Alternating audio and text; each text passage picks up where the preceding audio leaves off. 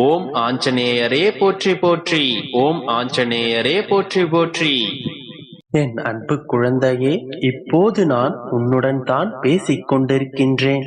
எனதெந்த ஒவ்வொரு வார்த்தைகளும் உனக்காகவே சொல்லப்பட்டது. எனவே தயக்கமில்லாமல் கேள். தெளிவாக அமைதியாக இருந்த உன் வாழ்க்கையில் திடீரென்று போராட்டங்கள் சூழ்ந்து கொண்டன. இத்தனை பிரச்சனைகளுக்கு நடுவில் வாழ்ந்து கொண்டிருக்கிறோமே என்று சோர்ந்து போய் விட்டாய். ஒன்றை புரிந்து கொள், உன் வாழ்க்கை அமைதியான நீலவானை போன்றது. பருவநிலை மாறும்போது அமைதியான நீலவானத்தை கருமேகங்கள் சூழ்ந்து கொள்ளும். இடி மின்னல்கள் என சத்தங்கள் எழும். முடிவாக அடர் மழையொன்று பொழியத் தொடங்கும். ஆனால் மழை பொழிந்து ஓய்ந்த பிறகு ஒரு நிசப்தம் நிகழும். மழை ஓய்ந்து கருமேகங்கள் சூழ்ந்த பின்பு வானம் முன்பை விட இன்னும் பிரகாசமாகவும் தெளிவாகவும் இருக்கும். அமைதியான வானமாக நிகழ்ந்து கொண்டிருந்த உன் வாழ்க்கையில் பிரச்சனைகள், சிக்கல்கள் என்று கருமேகங்கள் சூழ்ந்து கொண்டன. இடி மின்னல்கள் என போராட்டங்கள் தொடங்கிவிட்டது. அதன் பொருட்டே அவ்வப்போது உன் கண்களில் இருந்து மழையாக கண்ணீர் பொழிகின்றது. ஆனால் இருண்ட மேகங்கள் ஒரு முறை கடந்து செல்லும் என்பதை எப்போதும் மறவாதே. வானம் என்றென்றும் நீல நிறமாகவே இருக்கும். உன்னுடைய கண்ணீர் மழை நிற்கும் போது உன் வாழ்க்கை முன்பை இருந்ததை விட பிரகாசமாகவும் தெளிவாகவும் இருக்கும். என்ன நடந்தாலும் என் மீது மனதை வை. நடக்கப் போவதை ஒருமித்த மனதுடன் முழுவதுமாக ஏற்றுக்கொள். வானமே உன் மீது விழுந்தாலும் கவலைப்படாதே.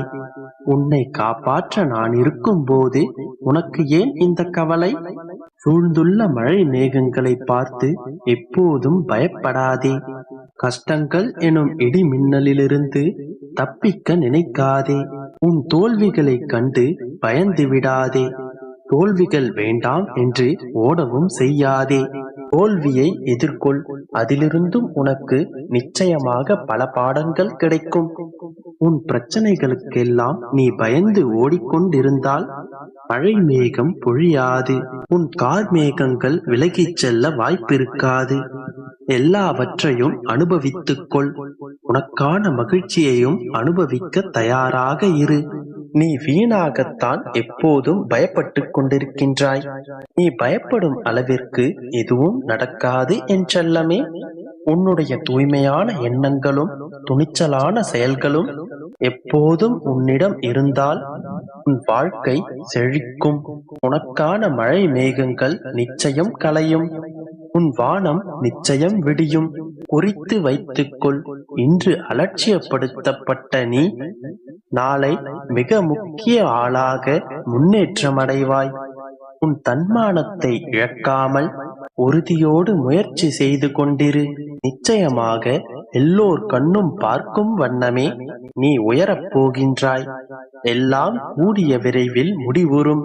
அதுவரை என் மீது நம்பிக்கை வைத்து சற்று பொறுமையாக காத்திரு. மற்றதை நான் பார்த்துக் கொள்கிறேன். நம்பிக்கையோடு இரு. நல்லதே நடக்கும். என் குழந்தையே, உன்னை நான் சில நாட்களாக கூர்ந்து கவனித்து வருகின்றேன். பாசம் பாசம் என ஏங்கி அந்த மாயையில் சிக்கி உருக்குலைந்து விட்டாய். உண்மையான பாசத்திற்காக நீ ஏங்கும் ஏக்கத்தை என்னால் காண முடியவில்லை. இது பொய்யான மாயை நிறைந்த உலகம் என எத்தனையோ வழிகளில் உனக்கு நான் உணர்த்தி இருக்கின்றேன். ஆனால் நீ திரும்ப திரும்ப அதே மாயை வலையில் சிக்கி தவிக்கின்றாய். அதிலிருந்து வெளிவரத் தெரியாமல் தவித்துக் கொண்டிருக்கின்றாய். இப்பொழுது உனக்கான ஒன்றை கூறுகிறேன் கேள். ஒரு உறுதியான காரணம் இருக்கும். சந்தோஷமான நாட்களுக்கும் ஒரு காரணம் இருக்கும். நீ கவலைப்பட்டு கொண்டிருக்கும் நாட்களுக்கும் ஒரு காரணம் இருக்கும். நிச்சயம் காரணம் இருந்துதான் ஆக வேண்டும். நான் என்று உன்னுடைய கரம் பற்றினேனோ அன்றிலிருந்து இன்று வரை நீ கேட்டாலும் கேட்காவிட்டாலும் உனக்கு நன்மையை மட்டுமே செய்வேன் என்று வாக்களித்திருக்கின்றேன். எனவே கலங்காதே என் குழந்தையே. நடப்பதெல்லாம் நல்லதாகவே நடக்கும் என்று நம்பு. நீ அழுது ஏங்கிய நாட்கள் போதும். நீ காத்திருந்து கலங்கிய நாட்கள் முடிவடையப் போகின்றது. இனி நீ யாரையும் தேடி போக வேண்டாம்.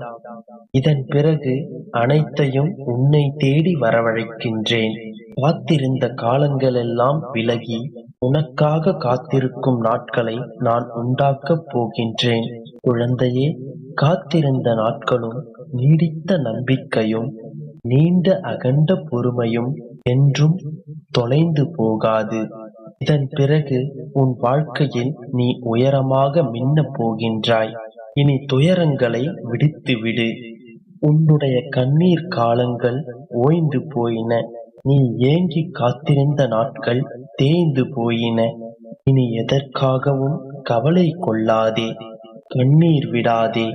நீ எதிர்பார்த்த அனைத்தும் நிச்சயமாக உன்னை தேடி வந்து சேரும். கொஞ்சம் பொறுமையோடு மட்டும் காத்திரு என் தங்கமே. என் குழந்தையே, பொற்காலம் சர்வ நிச்சயமாக உன்னை வந்து சேரும். மகிழ்ச்சியான எதிர்காலத்தோடு சீரும் சிறப்புமாய் செல்வ செழிப்புமாய் நீ வாழப் போகின்றாய். என் அருளை நீ பெற்று விட்டதால் சகல செல்வங்களும் உன்னை வந்து சேரும்.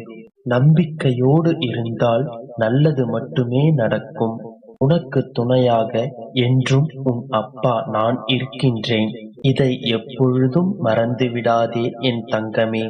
நல்லதே நினை, நல்லதே என் அன்பு குழந்தையே. ஒவ்வொரு நாளும் நம் வாழ்வில் பல நிகழ்வுகள் நடக்கின்றன. சில நிகழ்வுகள் மகிழ்ச்சியை தரலாம், சில நிகழ்வுகள் கவலைகளையும் தரலாம். தினமும் நாம் பல நபர்களை சந்திக்கின்றோம். அவர்கள் ஒவ்வொருவரும் நமக்கு ஏதாவது ஒன்று கற்பிக்கலாம், அல்லது அவர்களுக்கு நம்மால் ஏதாவது கற்பிக்கப்படலாம். சில நபர்களும் சில பொருட்களை நம்மிடம் விட்டுச் செல்கின்றனர். சிலர் நம்மை தேடி வந்தடைகின்றனர். இவை அனைத்திற்கும் நிச்சயமாக ஒவ்வொரு காரண காரியம் உண்டு. நாம் அனைவரும் நம்முடைய இறைவனால் நிச்சயமாக கவனிக்கப்படுகின்றோம். நமக்கு எதுவும் காரணமின்றி நடப்பதில்லை.